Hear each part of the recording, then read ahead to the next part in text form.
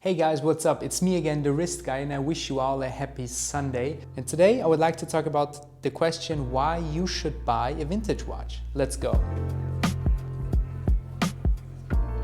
So why bother? Why buy a vintage watch? Because in my opinion, a vintage piece, it does not have to be a watch. Can be sunglasses, can be a piece of clothing, can be anything, a car. Vintage has a very distinctive flair to it. It has a completely different style. You know, vintage things are from a period of time where the mindset of the people, not just the consumers, but also the producers, were completely different. If we take watches, vintage Rolex Submariner from the 1960s or 70s, that was a time where the Submariner was no luxury watch. It was a premium, everyday product that you need to have for using. It was not a status symbol like it is today. I like to compare it to modern day smartphones or PCs. At that time, a simple Submariner would cost a month's salary. Today, it's like 5 months of salary, maybe more. And back then, it was something you saved your month's salary, bought, and then used it for a couple of years, decades, maybe for the rest of your life, and it would just work. And today, you know, it's like a status symbol. That's it. It's the same with this thing right here. Smartphones, they're actually quite near the 1 month of salary price tag, or even exceeded it. So I think it's very comparable. But in contrast to a vintage watch, a phone is getting officially old after 1 year and may probably not work anymore after 5 years or at least 10 years. And then you gotta buy a new one. A vintage watch, when you take care of it, tends to work the rest of your life. And by doing that, it is not losing any value.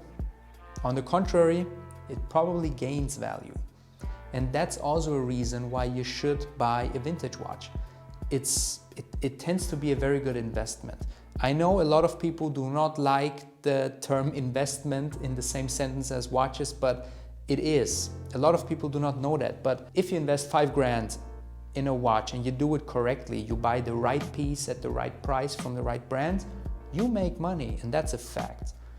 So when you ask me, a vintage watch has more style than a modern watch, is a safer investment than a modern watch, it has also more sentimental value than a modern watch. I know the modern one starts its life with you and it has only been on your wrist, but in contrast, the old one has a story to tell. Because when a watch is 50 years old or 60 years old, it's probably older than you. It has probably seen more stuff than you did. So it has a story to tell.